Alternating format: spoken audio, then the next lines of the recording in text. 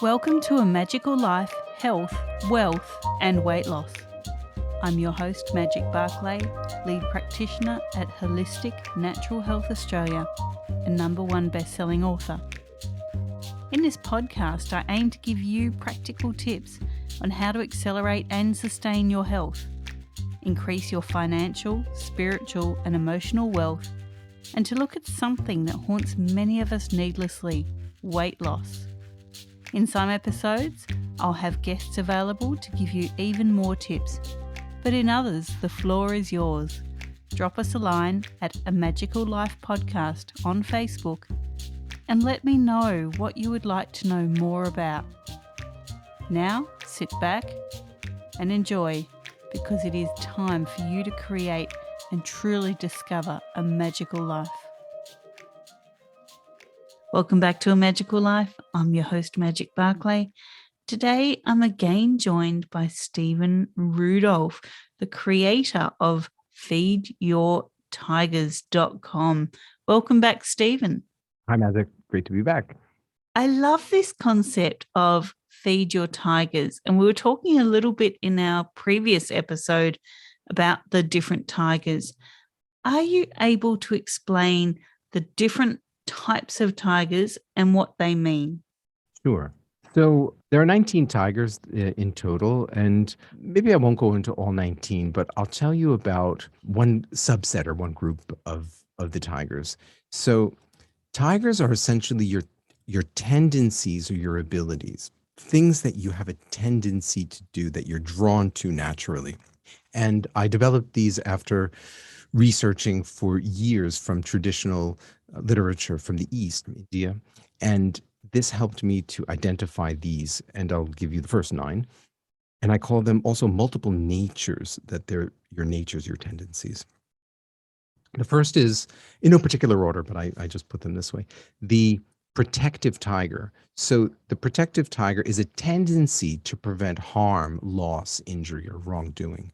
You know that this is a big one for you if somebody throws something on the floor and you're like, hey, don't do that, pick it up. Or someone's not wearing a seatbelt, you're like, hey, put your seatbelt on. Or there's a petition maybe going around for some purpose or some cause. You sign the petition, you forward it to other people, or maybe you go out to a protest. That's a protective tiger. So if you do those things and that resonates with you, that would mean that's a big one for you. The next is an educative nature.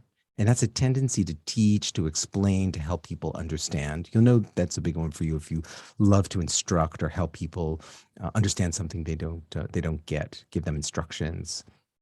The next one is an administrative nature, which is a tendency to get work done. So you'll know that's a big one if you love to have projects and you organize things and you've got to-do lists, task lists, you tend to delegate really well. The next is a creative nature. So the creative is a tendency to generate new ideas, to innovate, to brainstorm, to ideate. So you'll know that that's a big one for you when people are fishing for ideas and they say, hey, would you come and help me come up with some ideas for ... And then you just brainstorm and you've got so many ideas. That would be an example for creative nature. The next is a healing nature. So this is a tendency to feel and sense the pain in other people and then to get them out of that pain. So you'll know you're strong here if you sense when someone's got some imbalance. It could be physical or emotional. And then you know how to guide them to undo that imbalance through words or through a massage or through some sort of remedy. The next is, and I won't go into the details, but I'll just mention the others.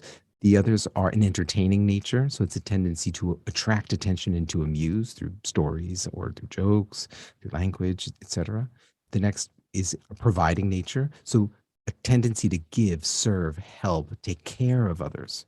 An entrepreneurial tiger, which is one that creates value and where you might be strong at creating projects or companies or products. And the last that I've identified is an adventurous nature. So this is a tendency to take risk or to do things that other people might consider dangerous. It might be driving your vehicle quickly or going on a vacation and not even knowing where you're going to stay when you get there. You'll figure it out when you land, that sort of thing. Or you invest in cryptocurrencies. Those would be examples of a big adventurous tiger. I love that. And I think as you were saying that, I could tick off quite a few of those.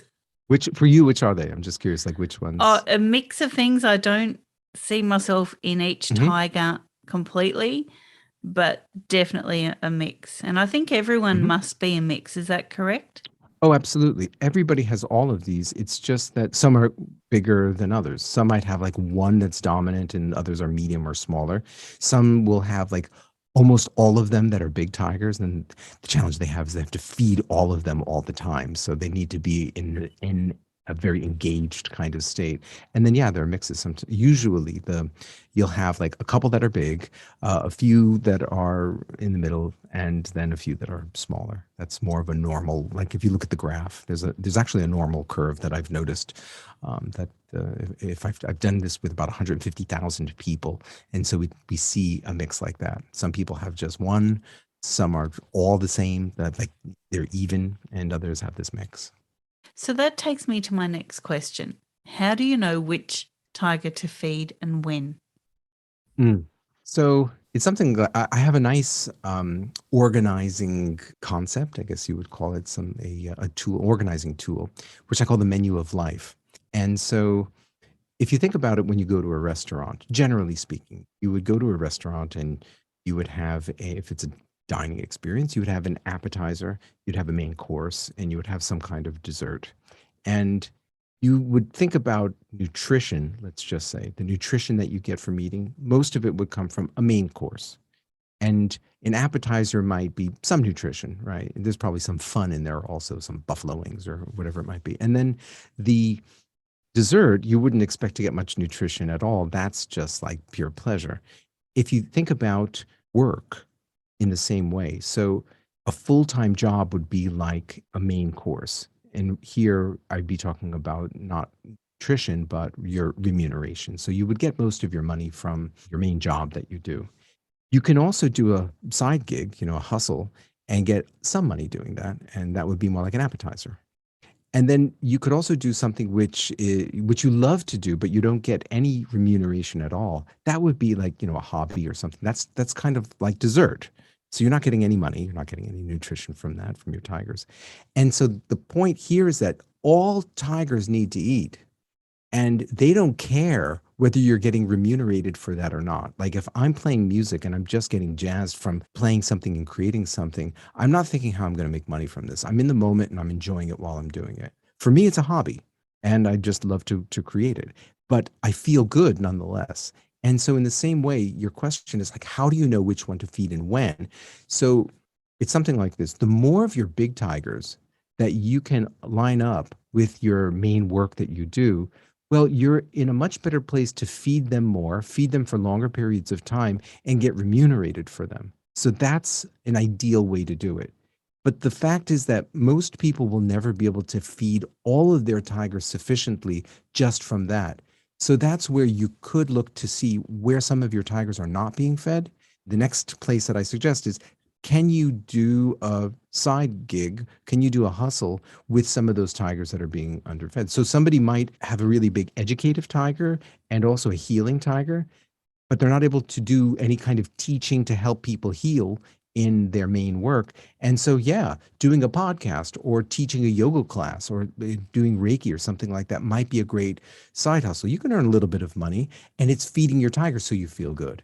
And any tigers that are left over, well, those get relegated to dessert. Those go for hobbies and leisure activities. So you could always do stuff for fun like that. I have one friend who does numerology and astrology. And so for him, he does not do that at all, even as a side gig. He feels that it's like an act of love. And when he does somebody's charts, he'll never charge for it. So that's how he feeds that tiger. And that's a big one for him. And he absolutely enjoys doing that. And so that's where he feeds it. So the menu of life. Some great information there. Now, Stephen, what do you think the listeners need to hear that we haven't covered so far? I think the important thing for me to share, because I see this with so many people, is that you're okay. You have already everything that you need. There's this belief I've seen that's perpetuated in society that you are not enough. And in order to be happy, you need X. And X could be something material, that whether it's like you need these clothes or this car or these sneakers or, something external to you, that once you get this, then you'll be happy. And that's never true. You can't consume your way from the consumer perspective. You can't consume your way to happiness, number one. Or even if it's in terms of the work that you do, it's like, okay, if you want to be happy, then you need to have these qualities and you need to take this course and you need to, and that's also not true. You've got what you need right now. You are fine just the way you are. You were made perfect. And the joy and the contentment in life comes from realizing what your uniqueness is and then engaging that and being connected to that in the everyday. It's all right there. So it's more of subtractive, removing the conditioning, removing the belief that I'm not enough, and coming to that understanding that I'm okay. I've got everything I need. And how am I going to use these wonderful, incredible tigers or talents in my day to day life and just play with them and enjoy them? That to me is the greatest understanding. After 21 years in India, that was the thing that I came away with. And that's why I'm focusing 100% of my energy on this. I think if I can bring something to others in my life, this will be the one thing that I will love to, I would love to bring. And I'm so glad you could bring it to our listeners in this episode. Thank you so much for joining us, Stephen. Thanks, Magic, for having me. People can find you at www.feedyourtigers.com. Listeners, this was your episode 199 in episode 200. Yay, 200! Sorry, had to do it. We have Andrea Lukac talking about overcoming overwhelm. For now, listeners, thank you so much for your time. Thank you for joining us, and go forth and create your magical life. Thanks for listening today. Please subscribe to hear future episodes, leave a review, and share this podcast. You can follow us on Facebook at A Magical Life Podcast or at Holistic Natural Health Australia. That's holistic with a W. You can find us on Instagram at Holistic Natural Health or at www.holisticnaturalhealth.com.au. That's where you'll access all sorts of articles, freebies, and more.